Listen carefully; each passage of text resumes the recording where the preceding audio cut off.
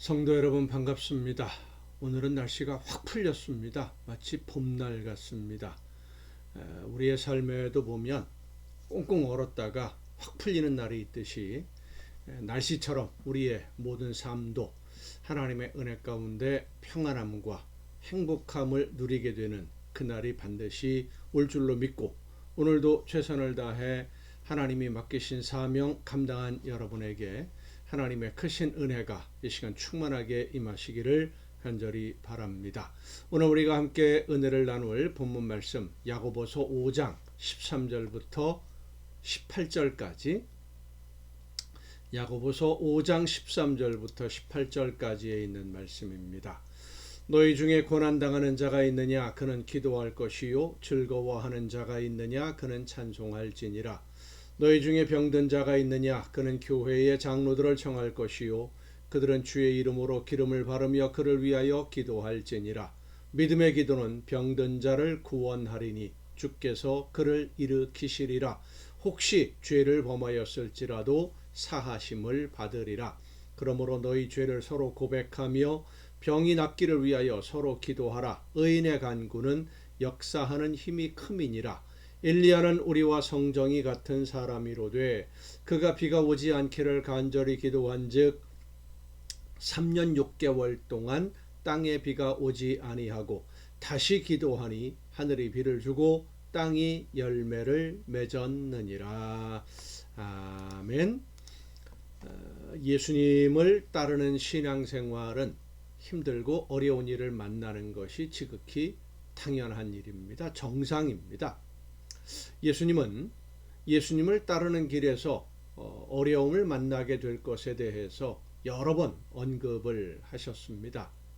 그럼에도 불구하고 우리가 예수님을 따르는 것은 이 세상을 떠난 후에 우리의 영혼이 하나님의 나라에 들어가기 위해서만이 아니라 여기 이 세상을 사는 동안 우리로 하여금 하나님의 말씀을 들을 수 있도록 기회를 주시려고 대신 제물이 되어주신 예수님의 사랑을 깨닫고 그 사랑이 얼마나 놀라운지를 알고 또 그 사랑을 내가 받았다는 사실에 감격하고 기뻐하는 그 기쁨이 있기 때문에 예수님의 말씀을 듣고 그 뒤를 따라가는 것입니다.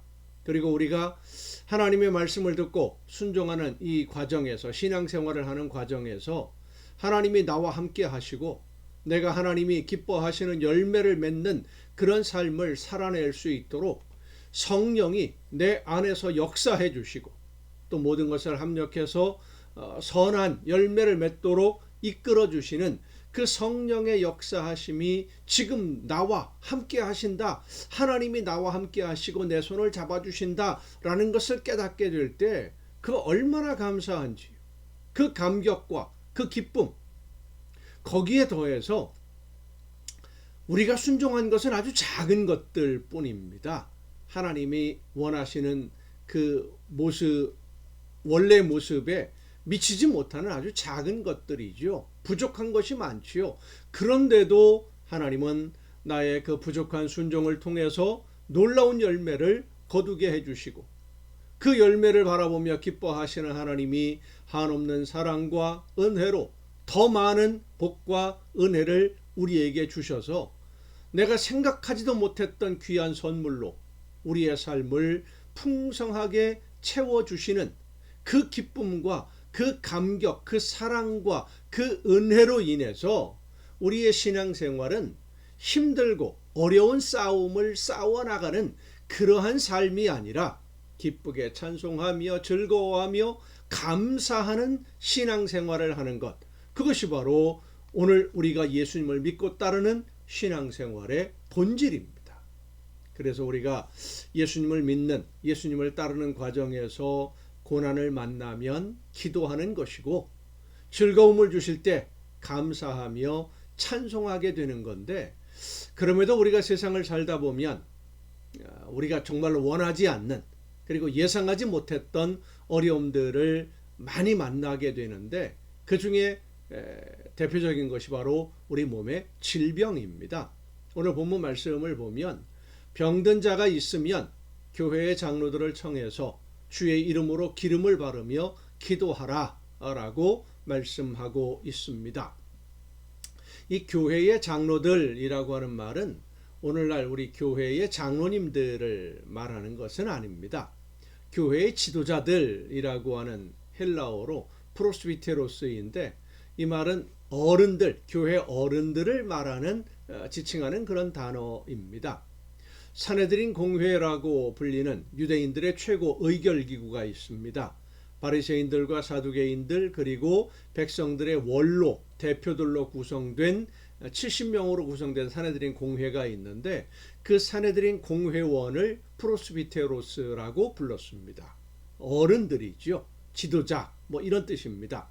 그래서 교회 장로들이라고 하는 말은 교회에서 성도들에게 존경을 받으면서 성도들을 신앙으로 지도하는 모범이 되는 어른들을 말하는 그런 단어인데 병들었을 때 교회의 어른들에게 요청을 해서 함께 기도하라 라고 하는 말씀입니다.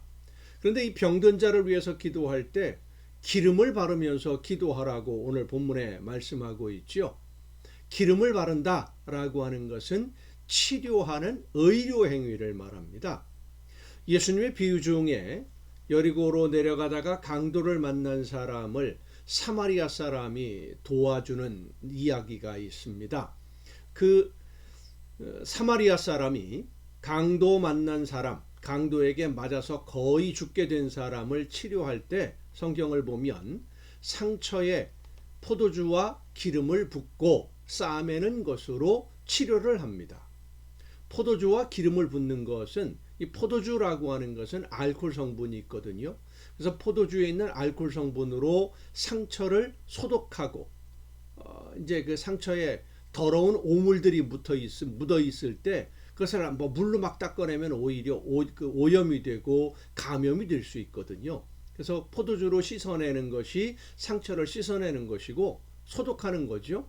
기름을 붓는다라고 하는 것은 기름으로 상처를 보호를 해서 회복을 돕는 치료의 도구로 사용했던 겁니다.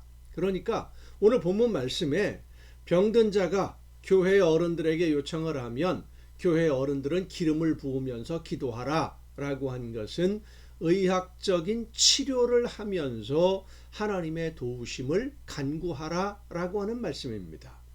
간혹 보면 믿음이 대단한 것처럼 병원이나 의학적인 치료 안 받아도 된다. 나는 기도로 믿음으로 하나님께 간구하겠다. 뭐 그러는 분들이 있는데 오늘 본문 말씀을 보면 의학적인 치료를 외면하지 말고 기도만 하라 라고 그렇게 말씀하지 않아요. 의학적인 기술로 치료할 것은 치료하는데 사실 이 의학적 치료라고 하는 것이 병이 낫는 것을 돕는 도구일 뿐이지 의학적으로 치료한다고 해서 뭐 수술을 받거나 약을 먹는다고 해서 병이 낫는 게 아닙니다. 우리의 몸은 하나님이 스스로 치유하고 회복하도록 그렇게 만드셨어요. 의학적인 치료라고 하는 것은 몸이 스스로 회복하기 어려울 때 회복할 수 있도록 돕는 역할을 하는 겁니다. 여러분 저도 지금 몸이 감기가 아직 완전히 낫지는 않았는데 이 감기라고 하는 것 감기약을 먹죠. 병원에 가서 주사도 맞고 주사 맞고 감기약을 맞으면 감기약을 먹으면 낫는 것 같잖아요. 나은 게 아니에요. 바이러스는 여전히 활동을 합니다. 그런데 그 증상을 느끼지 못하도록 약물로 도움을 받는 것일 뿐입니다. 내 몸이 스스로 그 바이러스를 이길 때까지 견디어낼 수 있도록 도와주는 것 뿐이에요. 그렇기 때문에 병원에서 치료받는 것을 절대적으로 믿고 의지하는 것도 어리석은 일이고요. 병원 치료를 무시하고 외면하는 것도 어리석은 일입니다. 의학적으로 치료를 하면서 하나님의 도우심을 간구하는 믿음의 기도로 하나님의 은혜를 누리는 하나님의 응답을 누리는 여러분 복된 신앙생활이 될 수 있기를 간절히 바랍니다. 기도하시겠습니다. 오늘도 크신 사랑과 은혜로 연약한 저희들의 삶을 이끌어 주시는 아버지 하나님, 하나님의 말씀을 듣고 믿음으로 순종하는 과정에 어려움을 만날 때 낙심하거나 실망할 것이 아니라 하나님의 약속의 말씀을 붙들고 믿음으로 기도하되 병들었을 때 치료받으며 하나님이 놀라운 능력으로 치료해 주시기를 간절히 사모하며 기도함으로 건강한 몸으로 하나님이 맡겨주신 사명 즐겁게 감당해내는 우리 모두가 되게 하여 주시옵소서. 이 모든 말씀을 예수님의 이름으로 기도하옵나이다. 아멘. 여러분 오늘도 수고 많으셨습니다. 내일 또 정한 이 시간 이 가정 예배를 통해서 여러분 모두 함께 다 같이 만날 수 있기를 바랍니다. 내일 뵙겠습니다.